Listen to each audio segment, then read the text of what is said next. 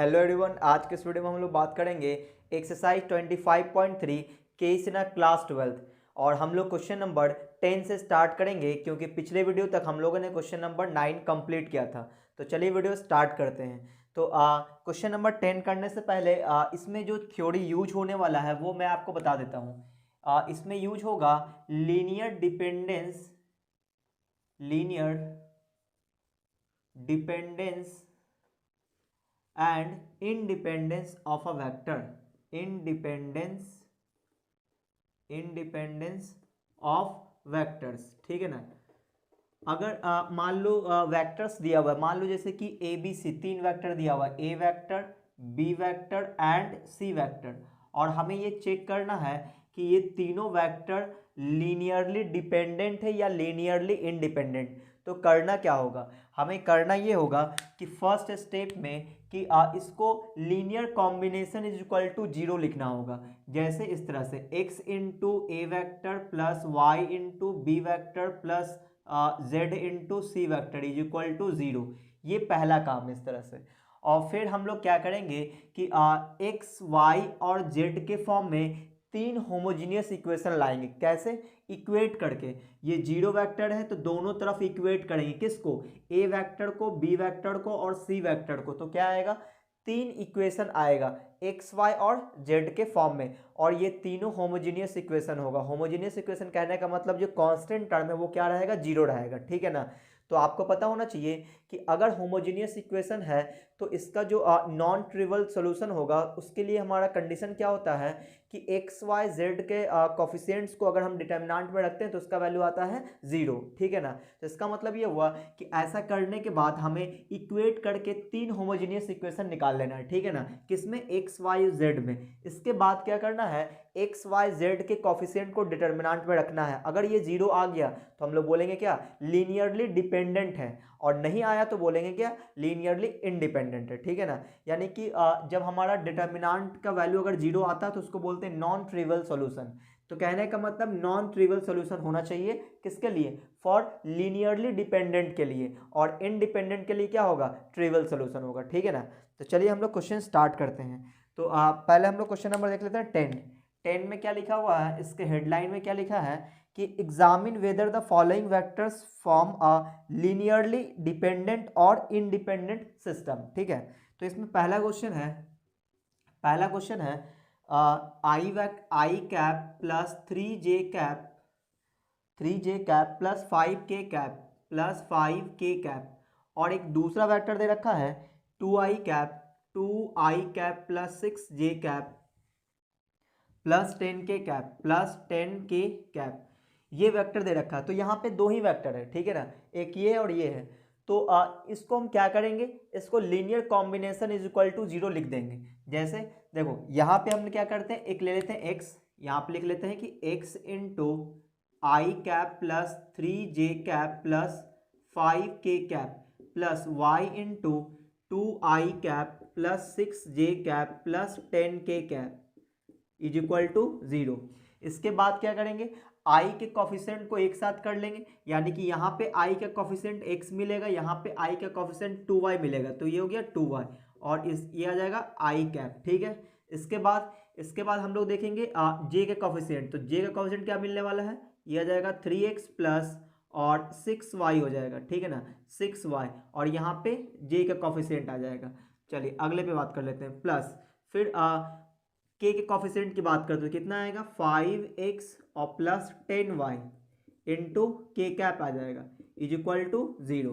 अब ये जो जीरो है इसको आप इस तरह समझो कि zero into i cap plus zero into J cap plus zero into के कैप। आप इसको इस तरह समझो कि zero into i cap plus zero into J cap plus zero into के कैप। इसके बाद इक्वेट कर देना आई जे और के कॉफिशेंट को। तो आप देखोगे क्या आएगा, x plus 2y is equal to zero. ये आया इक्वेशन फर्स्ट। अगला है 3x plus 6y is equal to zero, equation 2।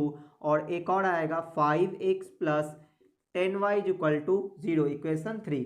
ये आ गया। अब इसको हम लोग क्या करेंगे, ये हमारा सिस्टम ऑफ इक्वेशन आ गया। अगर ये नॉन ट्रिवियल सॉल्यूशन हुआ तो इसका मतलब ये है कि ये क्या हो जाएगा, लीनियरली डिपेंडेंट हो जाएगा। तो फॉर नॉन ट्रिवियल सॉल्यूशन हम लोग क्या करेंगे, नाउ इसको डिटर्मिनेंट में रख देंगे एक्स वाई और कांस्टेंट टर्म को। तो x का कोफिशिएंट 1, y यहाँ पे x का कोफिशिएंट 3, यहाँ पे 5 और ये 2 और ये 6 और ये आ जाएगा 10 और यहाँ पे 0 आएगा कांस्टेंट टर्म के लिए, सही ना। अब इसको सॉल्व करते हैं तो कितना आने वाला है, तो ये हो जाएगा प्लस माइनस प्लस, इस तरह सॉल्व कर देंगे तो ये हो जाएगा 1, ये रो को ढक देंगे, कॉलम को ढक देंगे तो कितना आएगा 0 माइनस 0 और फिर -2 और ये इस तरह से ढकेंगे इसके कॉलम को इसके रो को, कितना आएगा 0 माइनस 0 और फिर हम लोग ले लेंगे 0, तो 0 से तो क्या आएगा 0 ही आएगा। तो कहने का मतलब यहाँ से भी आ रहा है 0 और ये भी आ जाएगा 0 और ये आ जाएगा 0, तो आ रहा है कितना 0। तो इसका मतलब ये हुआ कि इसके डिटर्मिनेंट का वैल्यू आया 0। इसका मतलब ये हुआ कि ये नॉन ट्रिवियल सॉल्यूशन है, और अगर ये नॉन ट्रिवियल सॉल्यूशन है तो क्या बोलेंगे कि गिवन वेक्टर्स और क्या है लीनियरली डिपेंडेंट हो गया है ना। तो ये हो गया इसका आंसर। हम लोग क्या देखें कि इसका डिटर्मिनेंट का वैल्यू क्या है 0 है, इसका मतलब ये क्या है लीनियरली डिपेंडेंट है, और अगर ये 0 के इक्वल नहीं आता तो लीनियरली इंडिपेंडेंट होता है, ठीक है ना। तो चलो हम इसका अगला क्वेश्चन बना के देखते हैं, ठीक है ना। तो आप चाहो तो इसका स्क्रीनशॉट ले सकते हो।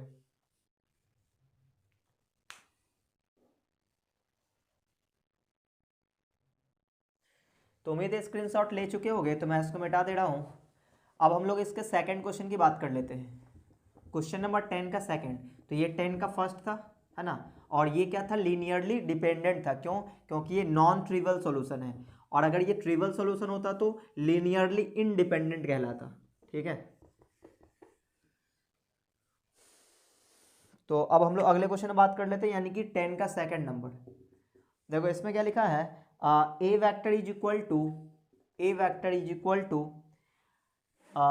ये पॉइंट के फॉर्म में इस तरह से दिया हुआ है क्या कि 1, -2, 3 और बी वेक्टर है, b vector is equal to -2, 3, -4 and c vector is equal to 1, -1, 5, ठीक है। ये 3 वेक्टर दिया हुआ है। तो यहाँ पे हमें ये दिखाना है कि ये क्या है, चेक करना है कि लीनियरली डिपेंडेंट है या इंडिपेंडेंट है। तो इसके लिए हम लोग क्या करेंगे, इसको हम लोग लीनियर कॉम्बिनेशन के फॉर्म में लिखेंगे। कैसे? वो इस तरह से x into a vector plus y into b vector plus z into c vector is equal to 0, है ना। सभी का linear combination is equal to 0 करना होता है फॉर लीनियरली डिपेंडेंट और इंडिपेंडेंट के लिए। इसके बाद हम लोग ए वैक्टर, बी वैक्टर और सी वैक्टर का वैल्यू रख देते हैं। तो ए वैक्टर कितना आएगा, तो आई कैप आ जाएगा -2j कैप, ये पॉइंट में लिखा है तो इसको वेक्टर के फॉर्म में लिख दिए, प्लस 3k कैप और फिर plus y into b vector ये रहा -2i कैप और plus 3j cap -4k cap और फिर प्लस z इंटू फिर i cap -j cap plus 5k cap. इन सभी पॉइंट को वेक्टर के फॉर्म में लिख दिए इज इक्वल टू 0। इसके बाद i के कोफिशिएंट को इक्वेट करेंगे, सॉरी i के कोफिशिएंट को एक साथ कर लेंगे। तो यहाँ पे i का कोफिशिएंट x मिलने वाला है, यहाँ पे i का कोफिशिएंट -2i मिलेगा, यहाँ पे i का कोफिशिएंट z मिलेगा और इनटू i कैप हो गया।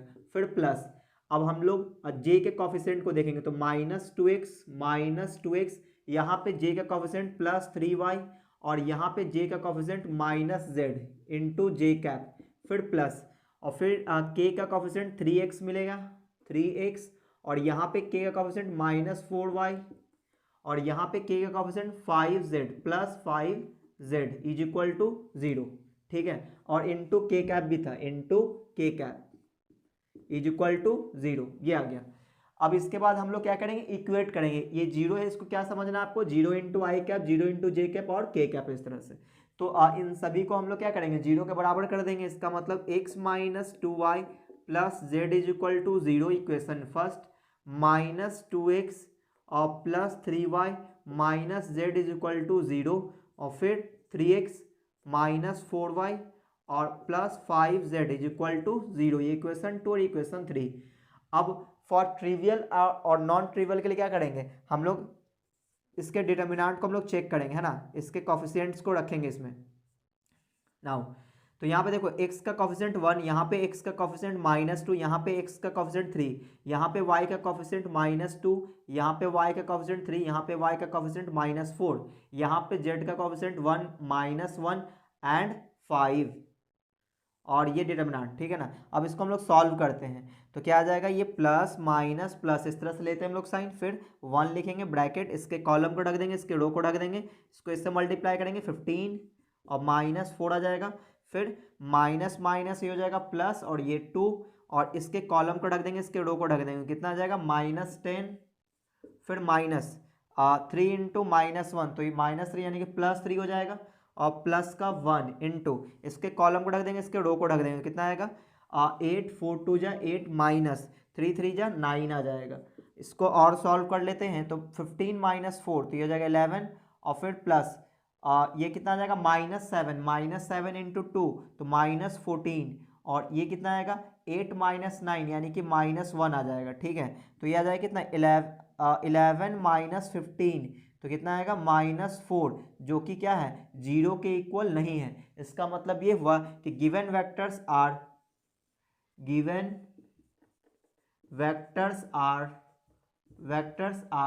लीनियरली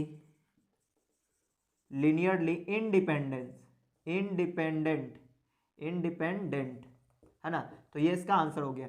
इसका मतलब ये सेकंड नंबर जो ये क्वेश्चन है ये क्या है लीनियरली इंडिपेंडेंट है। क्यों? क्योंकि ये ट्रिवियल सॉल्यूशन देगा, does not is equal to 0 आया इसका डिटर्मिनेंट, ठीक है। तो इसी तरह से आप इसका तीसरा क्वेश्चन भी बना सकते हो, ठीक है। तो मैं इसका जो तीसरा पार्ट है उसको छोड़ देता हूं आपके लिए कि आप इसको बना लोगे, ठीक है। तो आप चाहो तो इसका स्क्रीनशॉट ले सकते हो।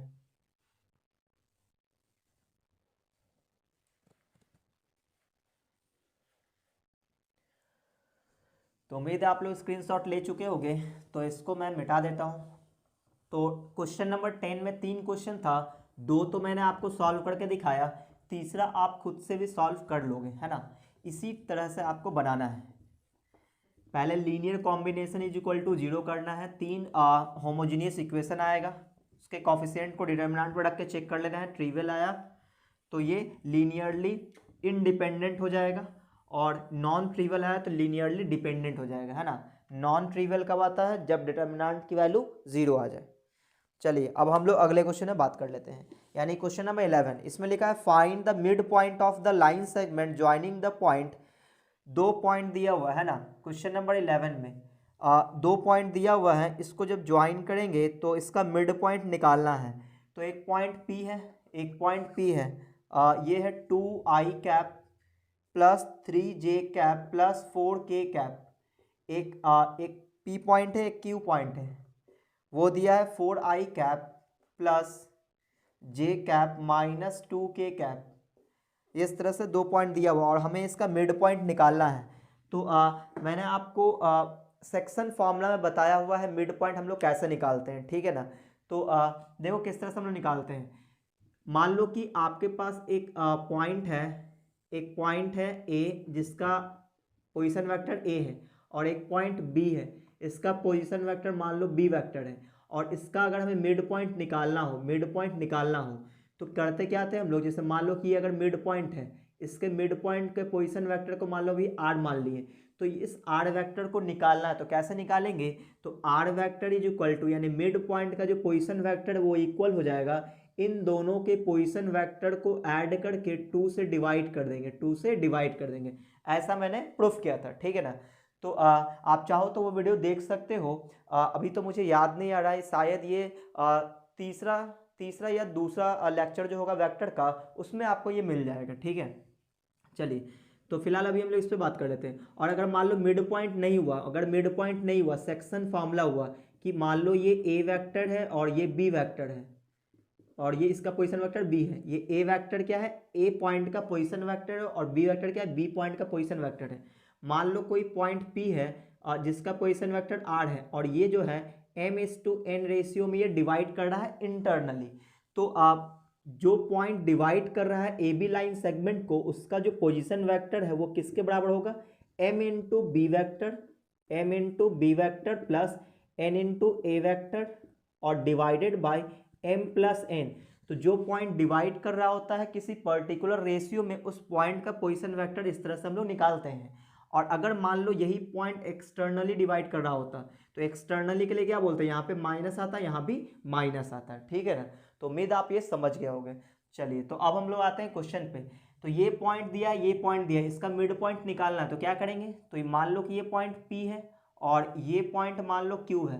तो ये हो जाएगा 2i cap plus 3j cap plus 4k cap, और Q दिया हुआ है 4i cap plus j cap minus 2k cap, ठीक है। अब इसका मिड पॉइंट निकालना है। तो मिड पॉइंट को मान लो हमने m मान लिया, इसके पोजीशन वेक्टर को हमने r मान लिया, ठीक है। तो इस बात को लिख लेते हैं कि let m r vector be the mid point, be the mid point of the line segment a b, ठीक है ना, हमने मान लिया। तो ये जो हमारा m है, इसका जो r पोजीशन वेक्टर होगा वो किसके बराबर होगा, इन दोनों वेक्टर को ऐड करेंगे, यानी कि 2i cap plus 3j cap plus 4k cap plus इसको भी ऐड करेंगे, यानी 4i cap plus j cap minus 2k cap और डिवाइडेड बाई 2, ठीक है।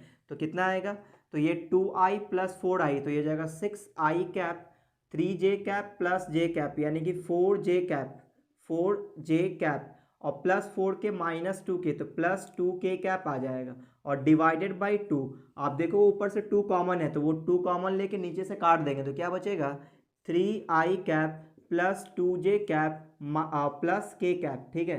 तो ये इसका आ गया मिड पॉइंट का पोजीशन वेक्टर, ठीक है ना। तो एक बार हम लोग चेक कर लेते हैं कि क्या हम लोग का कैलकुलेशन सही है।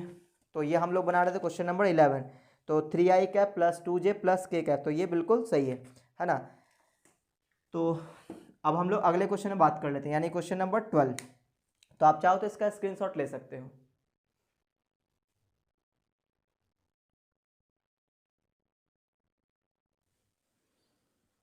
तो उम्मीद है आप लोग स्क्रीनशॉट ले चुके होंगे, तो इसको मैं मिटा दे रहा हूँ। तो इस फॉर्मूले को मैं छोड़ देता हूँ, क्योंकि अभी मैं यूज करने वाला हूँ इस फॉर्मूले का।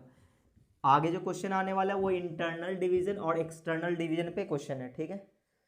तो देखो क्वेश्चन नंबर 12 है, consider 2 points P and Q with position vector दिया हुआ है, ठीक है। 12 नंबर OP vector is equal to 3a vector minus 2b vector, ठीक है, एंड OQ वेक्टर है ना, यानी कि ये दोनों पोजीशन वेक्टर दिया हुआ है, A vector plus B vector, ठीक है। Find the position vector of a point R which divides the line joining P and Q, यानी कि पॉइंट R जो है वो डिवाइड कर रहा है जो लाइन P और Q को ज्वाइन करेगा। इसका मतलब ये हुआ कि मान लो ये पॉइंट P है और ये पॉइंट Q है, इस लाइन सेगमेंट को कौन डिवाइड करेगा, पॉइंट R डिवाइड करेगा, ठीक है ना, पॉइंट R डिवाइड करेगा, एक बार इंटरनली एक बार एक्सटर्नली, किस रेशियो में, 2:1 के रेशियो में, ठीक है। तो चलिए पहले हम क्वेश्चन बना रहे हैं, पहला नंबर इंटरनल डिवीजन का, ठीक है। तो इंटरनली जब डिवाइड करना हो तो पॉइंट R मान लो कि यहाँ पे है, 2:1 के रेशियो में डिवाइड करेगा, यानी कि ये पार्ट 2 होगा, ये पार्ट 1 होगा। अभी हम लोग पहला क्वेश्चन ले रहे हैं, इंटरनली डिवाइड कर रहे हैं, ठीक है ना। तो बताओ कि इसका मतलब ये हो कि इसका तो हमें दिया हुआ है पोजीशन वेक्टर, ये पॉइंट P है, तो इसका पोजीशन वेक्टर क्या है, 3a cap minus 2b vector है, और यहाँ पे ये Q है, इसका पोजीशन वेक्टर कितना है, a vector plus b vector, ठीक है ना। इस r वेक्टर का हमें पोजीशन वेक्टर निकालना है, तो इसको थोड़ी देर के लिए स्मॉल r वेक्टर मान लेते हैं, ठीक है।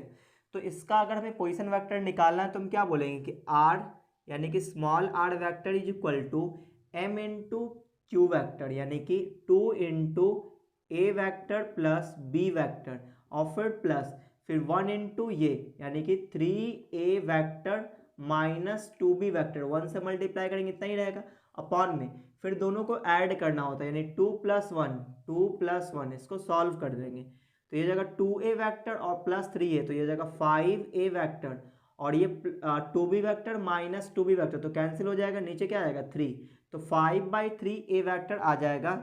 ये जो पॉइंट डिवाइड कर रहा है उसका पोजीशन वेक्टर। तो उम्मीद आपको ये समझ में आ गया होगा। अब इसके हम लोग सेकंड क्वेश्चन की बात करते हैं कि अगर ये पॉइंट जो आर है ये एक्सटर्नली डिवाइड करेगा तो कैसा होगा। तो मान लो कि ये पॉइंट P है और ये पॉइंट Q है, ये पॉइंट P और ये पॉइंट Q है, और कोई पॉइंट R है जो एक्सटर्नली डिवाइड कर रहा है, ये पॉइंट R है, ठीक है, और इसके पोजीशन वेक्टर हमने R मान लिया। तो यहाँ पे जो पॉइंट P है इसका पोजीशन वेक्टर है 3a vector minus 2b vector, और ये जो Q है इसका है a vector plus b vector, ठीक है ना, इस तरह से दिया हुआ है। अच्छा, और हमें इस r वेक्टर को निकालना है, एक्सटर्नली डिवाइड कर रहा है किस रेशियो में, 2:1। तो इसका मतलब ये हुआ कि यहाँ से यहाँ तक ये 2 पार्ट होगा। रेशियो का मतलब ये होता है कि यहाँ से यहाँ तक ये 2 पार्ट होगा और यहाँ से यहाँ तक ये 1 पार्ट होगा। 2:2 रेशियो का मतलब यही होता है एक्सटर्नली डिवाइड में। वो ये जो 2 है ये लेंथ नहीं है, ये 2 पार्ट है और ये 1 पार्ट है। रेशियो का मतलब ये होता है। तो क्या बोलेंगे, ये m है और ये n है, तो m इंटू क्यू वैक्टर, जैसे यहाँ पे एक्सटर्नल डिवाइड में क्या हो गया, माइनस आ जाएगा सिर्फ, तो 2 इंटू ये वैक्टर, यानी कि हम लोग जो r वैक्टर का पोजीशन वैक्टर निकालेंगे तो क्या बोलेंगे, 2 इंटू क्यू वैक्टर, यानी कि 2 into a vector plus B vector, और यहाँ प्लस का साइन नहीं देंगे, माइनस बोलेंगे, और फिर 1 इंटू पी वैक्टर, यानी कि ब्रैकेट में 3a vector minus 2b vector, और डिवाइडेड बाय, यहाँ पे m प्लस एन नहीं, m माइनस एन, यानी कि 2 माइनस 1 कर देंगे, 2 माइनस 1, तो नीचे आ जाएगा 1, लिखने की जरूरत नहीं है। ऊपर क्या आएगा, 2a vector minus 3a vector, तो माइनस a वैक्टर आएगा, और ये प्लस का 2b और प्लस 2b, यानी कि प्लस का 4b आ जाएगा। ये प्लस इसलिए आएगा क्योंकि माइनस माइनस प्लस होने वाला, तो 2b और प्लस 2b, 4b वैक्टर आ जाएगा। तो ये इसका हो गया आंसर, है ना। तो एक बार चेक कर लेते हैं। ये था क्वेश्चन नंबर 12 का सेकंड नंबर। तो एक था फर्स्ट जिसका आंसर आ रहा 5/3 ए वैक्टर, सही है, और दूसरे का 4b वैक्टर माइनस ए वैक्टर, तो बिल्कुल सही है। आंसर में उसने 4b को पहले लिख दिया है और ए को बाद में, तो कोई दिक्कत नहीं, हम लोग भी लिख सकते हैं 4b वैक्टर और माइनस ए वैक्टर, ठीक है ना। तो ये हमारा आंसर दिया हुआ है। तो उम्मीद आपको ये समझ में आया होगा इंटरनल डिवीजन और एक्सटर्नल डिवीजन, ठीक है। इसका प्रूफ मैंने ऑलरेडी किया हुआ है।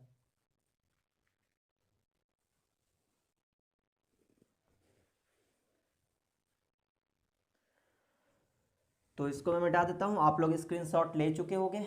तो ये था क्वेश्चन नंबर 12। अब हम लोग बात करेंगे क्वेश्चन नंबर 13 पे। तो ये बहुत ही आसान क्वेश्चन था। अब हम लोग बात कर लेते हैं क्वेश्चन नंबर 13 पे, यानी कि इंटरनल डिवीजन और एक्सटर्नल डिवीजन से रिलेटेड आपका क्वेश्चन बन जाएगा। तो क्वेश्चन नंबर 13, इसमें लिखा है find the position vector of a point R which divide the line joining the 2 point P and Q in the ratio of 2:1, एक बार इंटरनली एक बार एक्सटर्नली। तो ये आप बना लोगे, बिल्कुल क्वेश्चन नंबर 12 जैसा है, ठीक है।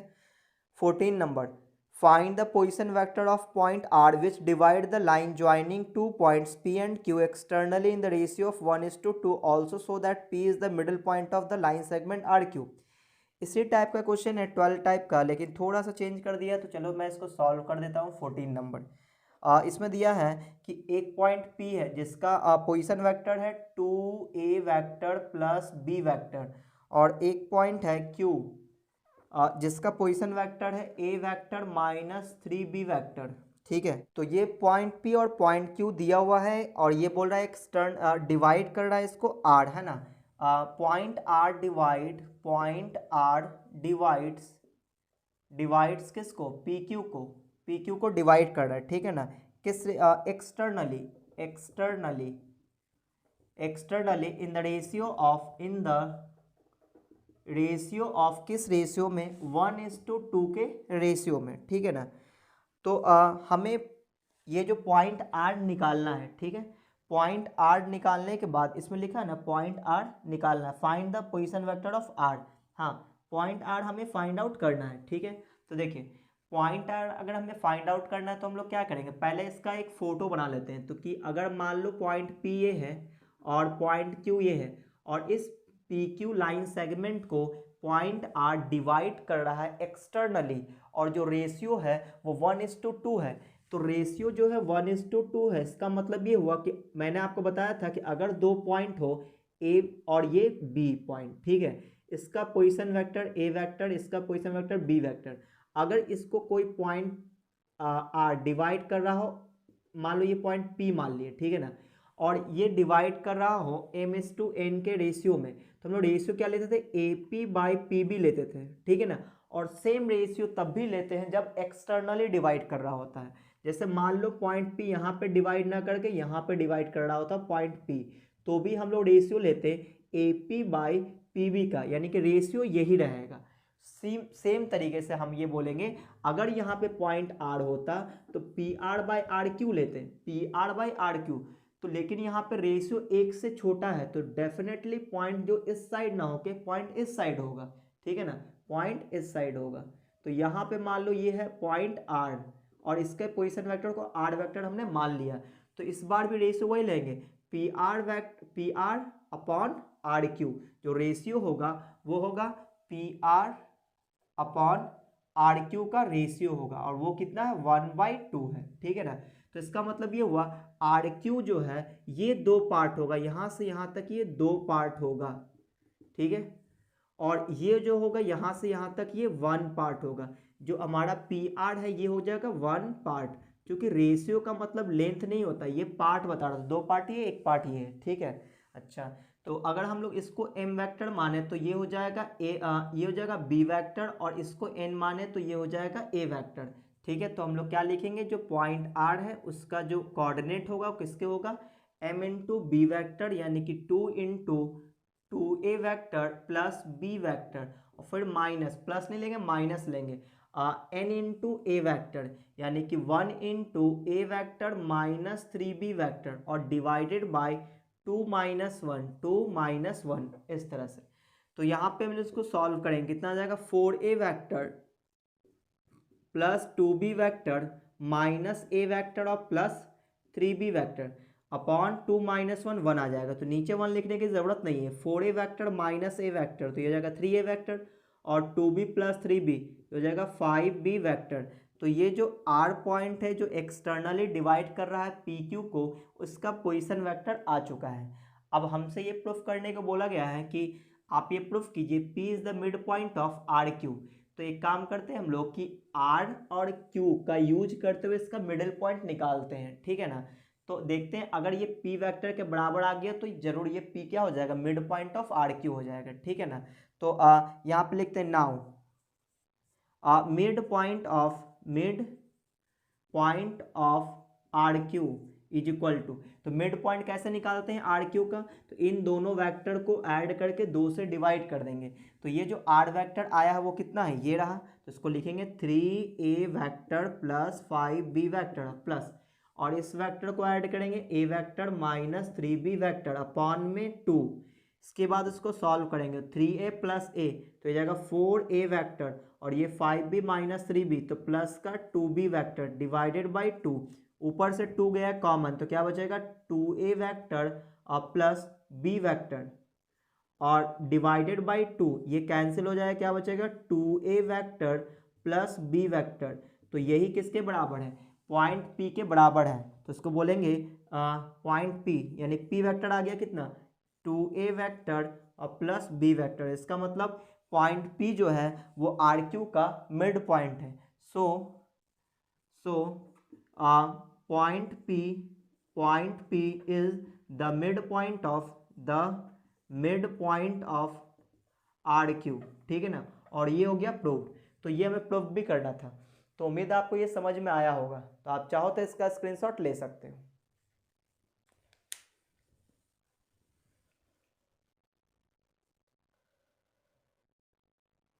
तो उम्मीद है आप स्क्रीनशॉट ले चुके होंगे। तो अब हम लोग अगले क्वेश्चन में बात कर लेते हैं, यानी क्वेश्चन नंबर 15 पे। तो ये था क्वेश्चन नंबर 14, यानी यहाँ पे सेक्शन फॉर्मूले का यूज है, ठीक है, इंटरनल और एक्सटर्नल दोनों का।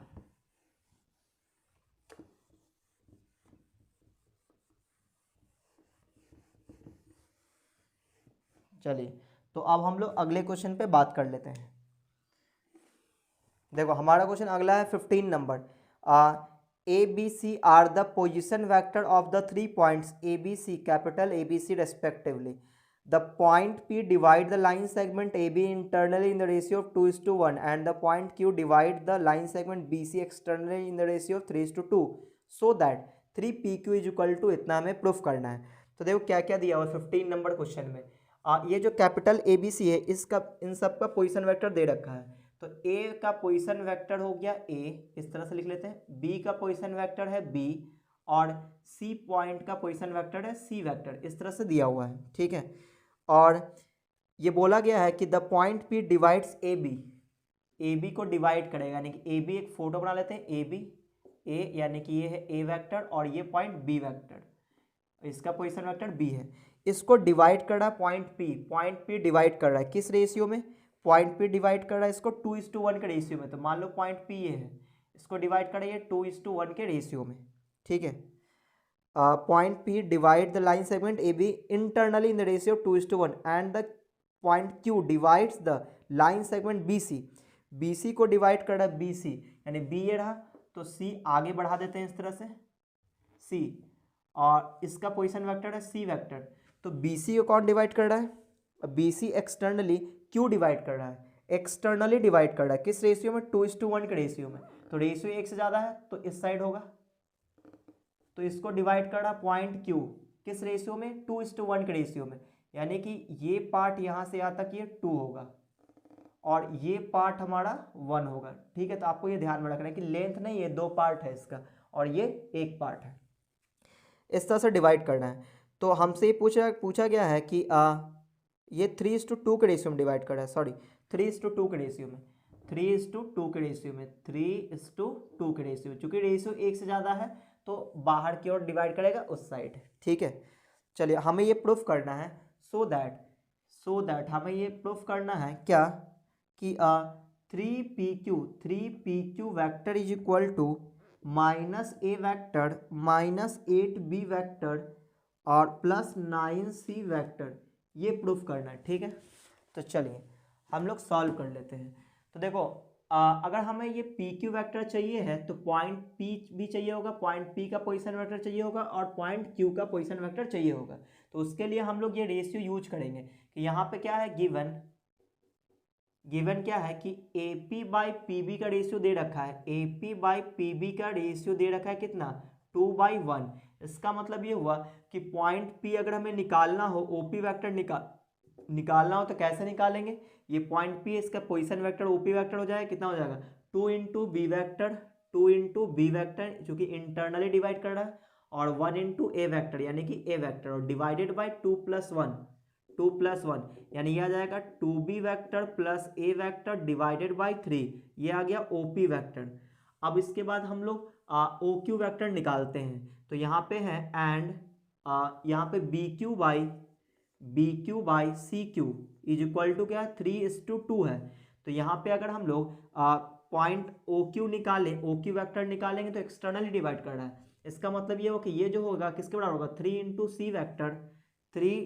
C vector plus 2 × B vector divided by, और 3 - 2 करेंगे. क्यों? क्योंकि एक्सटर्नली डिवाइड कर रहा है, सॉरी यहाँ भी माइनस करना होगा, एक्सटर्नली डिवाइड कर रहा है इसलिए माइनस आया. तो ये आ जाएगा कितना? 3C vector minus 2B vector, नीचे आ जाएगा 1 जो कि लिखने की जरूरत नहीं है. तो ये आ गया OQ वेक्टर. अब हमें यहाँ पे प्रूफ में क्या निकालना है? PQ vector. तो यहाँ पे हम अगर PQ वेक्टर निकाल लें तो कितना लिखना पड़ेगा? OQ vector minus OP vector, और यहाँ पे OQ वेक्टर ये रहा तो इसको लिखेंगे 3C vector minus 2B vector और माइनस OP वेक्टर ये रहा. तो यहाँ लिखेंगे 2B वेक्टर और plus A vector divided by 3. ठीक है. अब यहाँ पे हम लोग एलसीएम ले लेते हैं. तो एलसीएम कितना आने वाला है? 3. यहाँ पे ये 3 मल्टीप्लाई होगा तो 9C vector minus 3 × 6B vector minus 2B vector, आगे माइनस होने के कारण साइन चेंज होगा तो माइनस A वेक्टर हो जाएगा. ठीक है. इस तरह से. और ये था PQ वेक्टर. अब इसको हम लोग क्रॉस मल्टीप्लाई कर लेते हैं. तो क्रॉस मल्टीप्लाई करते ये क्या हो जाएगा? 3PQ vector is equal to, पहले A वेक्टर लिखते हैं तो माइनस में A वेक्टर आएगा और B वेक्टर, तो -6B minus 2B minus 8B vector आएगा और प्लस का 9C वेक्टर. तो ये हो गया प्रूव्ड, यही हमें लाना था, ठीक है ना।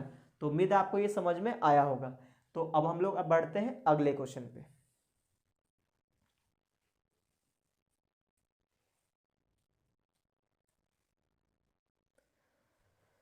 तो उम्मीद है आप लोग स्क्रीनशॉट ले चुके होंगे। तो मैं इसको मिटा दे रहा हूँ। अब हम लोग बात करेंगे क्वेश्चन नंबर 16 पे। ये था क्वेश्चन नंबर 15। अब हम लोग देखेंगे क्वेश्चन नंबर 16, यानी ये भी इंटरनली और एक्सटर्नली डिवाइड पे ये क्वेश्चन था। चलिए तो अब हम लोग क्वेश्चन नंबर 16 देख लेते हैं। देखो क्वेश्चन नंबर 16 में क्या है, a point P divides a line segment AB in the ratio of L:1, यानी एक पॉइंट P है जो डिवाइड करेगा AB को किस रेशियो में, L:1 के रेशियो में। 16 नंबर क्वेश्चन, ठीक है ना। Point P divides a line segment AB, कोई लाइन सेगमेंट AB होगा। तो मान लो ये कोई लाइन सेगमेंट AB है, ये A है और ये B है। AB लाइन सेगमेंट को पॉइंट P डिवाइड, है ना, पॉइंट P डिवाइड्स किस रेशियो में, L:1 के रेशियो में, ठीक है। Give the value of L for which P lies. अच्छा इसमें दो क्वेश्चन है, ठीक है ना। इसमें दो टाइप के क्वेश्चन है। एक तो क्वेश्चन ये है इसमें कि अगर वो जो P डिवाइड कर रहा है, P lies in between AB, P lies in between AB, तो इस केस में पहला है, दो चीज़ें हैं, nearer to A than B, nearer to A than B. और इसका दूसरा क्वेश्चन है, दूसरा nearer to B than A, ठीक है। अच्छा और इसका बी नंबर क्वेश्चन, इसमें लिखा P lies outside A B, यानी ये कंडीशंस दे रखा है। और इसमें भी पहला क्वेश्चन है, बी का पहला, nearer to A than B, nearer to A than B. और इसका सेकंड पार्ट है nearer to B than A, ठीक है ना। इस तरह से ये चीज़ें दिया हुआ है। अब देखो इसने क्या क्या बोला है। तो बोला है कि एल की वैल्यू बताना है कि क्या एल की वैल्यू ले कि इस कंडीशन को फॉलो करे। पहला केस में जो क्या बोला है कि पी जो डिवाइड करेगा वो क्या होगा, पी जो होगा पॉइंट ए बी के बीच में होगा, तो डेफिनेटली इंटरनली डिवाइड करेगा, ठीक है ना। तो अब देखो अगर पॉइंट इंटरनली डिवाइड करता है, पॉइंट अगर इंटरनली डिवाइड करेगा तो वो दो तरीके से डिवाइड कर सकता है। जैसे पॉइंट यहाँ पे ए बी है, पॉइंट पी अगर इंटरनली डिवाइड करेगा तो पॉइंट पी जो है वो ए के करीब भी हो सकता है और बी के करीब भी हो सकता है। तो यहाँ पे लिखा है nearer to A than B, यानी कि जो पॉइंट पी डिवाइड करेगा इंटरनली वो पॉइंट क्या होना चाहिए, ए के करीब होना चाहिए। इसका मतलब पॉइंट पी को कुछ हम यहाँ पे रखेंगे। तो डेफिनेटली अगर पॉइंट पी ए के नियर है तो ये लेंथ छोटा होगा इस लेंथ के कंपैरिजन में। तो जो हमारा रेशियो है L:1, इसमें हम लोग क्या बोलेंगे कि जो AP बाई PB का जो रेशियो है वो L:1 है। जो क्या होगा, L छोटा है 1 बड़ा है ना। तो ऊपर वाला छोटा नीचे वाला बड़ा, तो छोटे नंबर को बड़े नंबर से डिवाइड करेंगे तो वो 1 से छोटा हो जाएगा, ठीक है ना। अच्छा 1 से छोटा कितना छोटा होगा, नेगेटिव तो हो नहीं सकता, ठीक है ना, क्योंकि रेशियो ये वाला नेगेटिव तो हो नहीं सकता। तो इसका मतलब ये हो कि 0 से बड़ा होगा 1 से छोटा होगा। तो यहाँ पे अगर हम लोग 1 को इधर क्रॉस मल्टीप्लाई कर दें तो L की वैल्यू क्या होगा, 1 से छोटा होगा लेकिन 0 से बड़ा होगा। तो ये रहा हमारा L की वैल्यू, ठीक है ना। कब, जब हमारा पॉइंट P जो है वो A के करीब है B के कंपैरिजन में। और ये केस चल रहा है क्या कि इंटरनली डिवाइड कर रहा है। अब आप बोलो यहाँ पे इंटरनली कहाँ लिखा हुआ है, क्योंकि P lies in between A B, तो ए बी के बीच में लाई कर रहा है तो इंटरनली डिवाइड कर रहा होगा। तो इसी का ये दूसरा पार्ट है, यानी कि इंटरनली ही डिवाइड कर रहा है। लेकिन इस बार क्या हुआ कि जो पॉइंट P है वो B के करीब है। तो आप समझ गए, अगर ये B के करीब है पॉइंट P यहाँ पे है और ये L:1 के रेशियो में डिवाइड कर रहा है, तो AP बाई PB का जो रेशियो होगा वो तो L/1 है।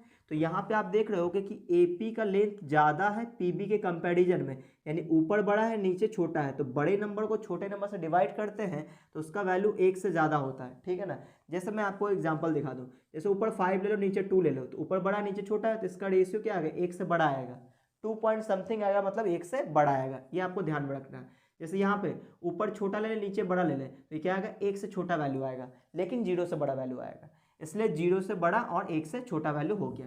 यहाँ पे आप देखोगे तो 1 को इधर क्रॉस मल्टीप्लाई कर लें तो यहाँ पे जो L का वैल्यू आएगा वो 1 से बड़ा होगा, ठीक है। अच्छा, तो 1 से बड़ा कितना भी हो सकता है।